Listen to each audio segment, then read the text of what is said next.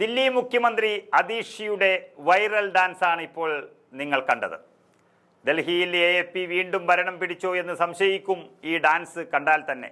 അവിടെ പ്രാണവേദന, ഇവിടെ വീണവായന എന്നായിരിക്കും ഈ പ്രകടനത്തെ വിശേഷിപ്പിക്കുന്നത്. നിലവിൽ അടുത്ത സർക്കാർ അധികാരമേൽക്കുന്നതുവരെ കാവൽ മുഖ്യമന്ത്രിയാണ് അതീഷി.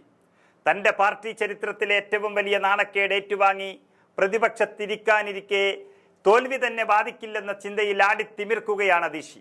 തൻ്റെ നേതാവടക്കം AAPയുടെ വലിയ നിര തന്നെ തോൽവി ഏറ്റുവാങ്ങി ഡൽഹിയിൽ നിന്ന് പടിയിറങ്ങിയപ്പോഴാണ് കഷ്ടിച്ച് തോൽവിയിൽ നിന്ന് രക്ഷപ്പെട്ട് അതീഷി നൃത്തം ചവിട്ടിയത്, വിജയം ആഘോഷിച്ചത്. കൽക്കാജി മണ്ഡലത്തിലെ തൻ്റെ വിജയത്തിന് പിന്നാലെ നൃത്തം ചെയ്ത അതീഷിക്കെതിരെ അതിരൂക്ഷ വിമർശനമാണ് ഉയർന്നു വരുന്നത്. ഭരണം പോയിട്ടും കെജ്രിവാൾ അടക്കം പ്രമുഖ നേതാക്കളെല്ലാം തോറ്റിട്ടും എങ്ങനെയാണ് അതീഷിക്ക് നൃത്തം ചെയ്യാനാകുന്നതെന്നാണ് സമൂഹ മാധ്യമങ്ങളിലെ ചോദ്യം വന്നിരിക്കുന്നത്. അതീഷിക്കെതിരെ രാജ്യസഭാ MP സ്വാതി മലിവാളും രംഗത്തെത്തി. നാണക്കേടെന്നായിരുന്നു അതീഷിക്കെതിരായ സ്വാതി മലിവാളിൻ്റെ വിമർശനം. എന്തൊരു നാണം കെട്ട പ്രകടനമാണ് ഇതെന്നായിരുന്നു സ്വാതി മലിവാൾ ചോദിച്ചത്.